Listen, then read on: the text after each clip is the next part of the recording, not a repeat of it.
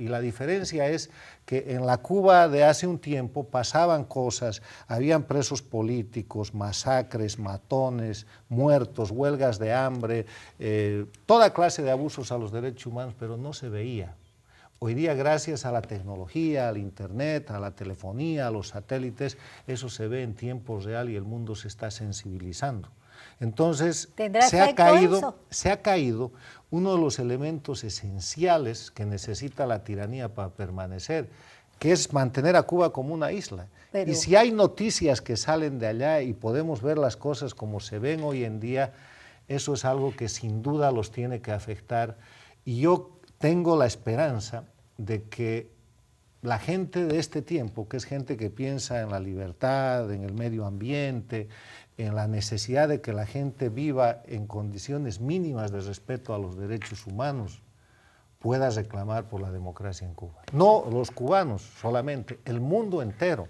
Y que se produzca un proceso mucho más importante, y este debe ser el temor de la tiranía cubana, que el que se produjo a fines de los 70, principios de los 80, para llevar adelante un proceso de normalización democrática en la isla. Doctor, yo creo que efectivamente ahora hay muchísima más divulgación, muchísima más concientización, pero también hubo una época, doctor, en la que no querían escuchar, porque era innegable que las noticias salían, que se llevaba la denuncia a Naciones Unidas, que se llevaban la denuncia a los gobiernos, que había figuras importantes de la política cubana que viajaban el mundo y decían, y no quería, estaban como omnibulados con el mito Castro. Déjeme decirle algo, los pueblos no lo veían.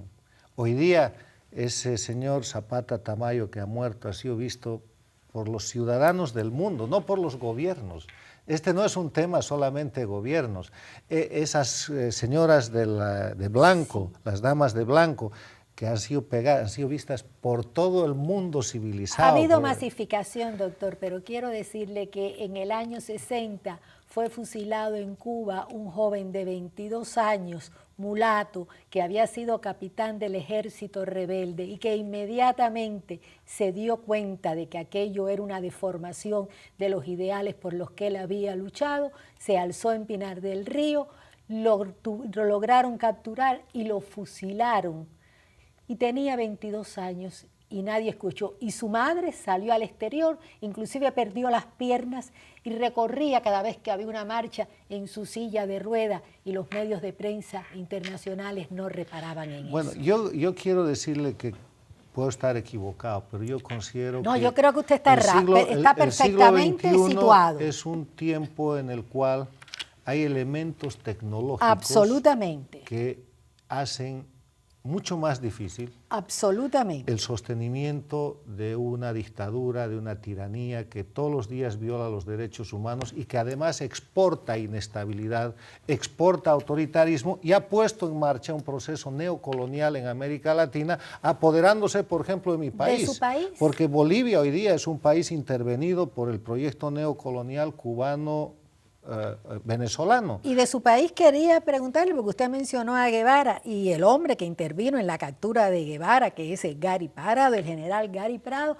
está siendo acusado y lo quieren encarcelar. Bueno, mire, en Bolivia se ha institucionalizado, como se hizo en su momento, como es parte de la técnica política castrista, comunista, se ha institucionalizado la anulación del adversario. Primero, esta gente totalitaria no tiene adversarios políticos. Nosotros en la vida democrática, en la política, tenemos adversarios.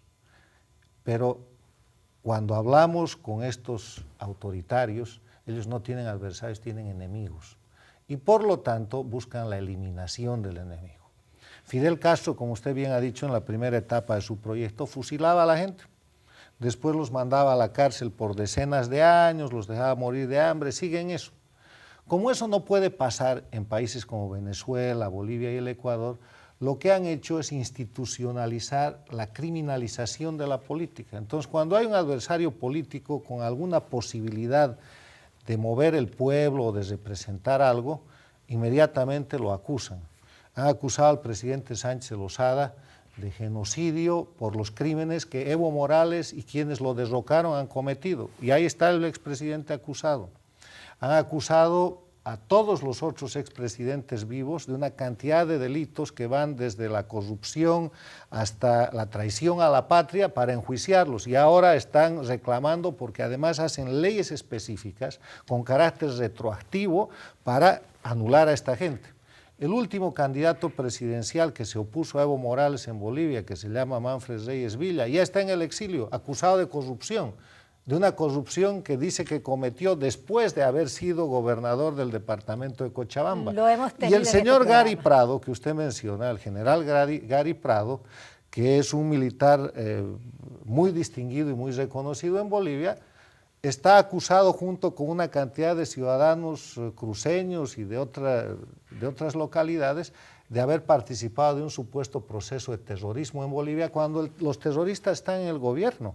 El vicepresidente de la República de Bolivia es un terrorista confeso que ha estado en la cárcel por terrorismo y que ahora es vicepresidente, pero ellos arman juicios y como han designado sus jueces, han designado sus fiscales, enjuician al que quieren. ¿Le están cobrando la captura de Guevara? No, y convierten en criminal a la gente que quieren. Usted no se preocupe, en Bolivia la señal es muy clara.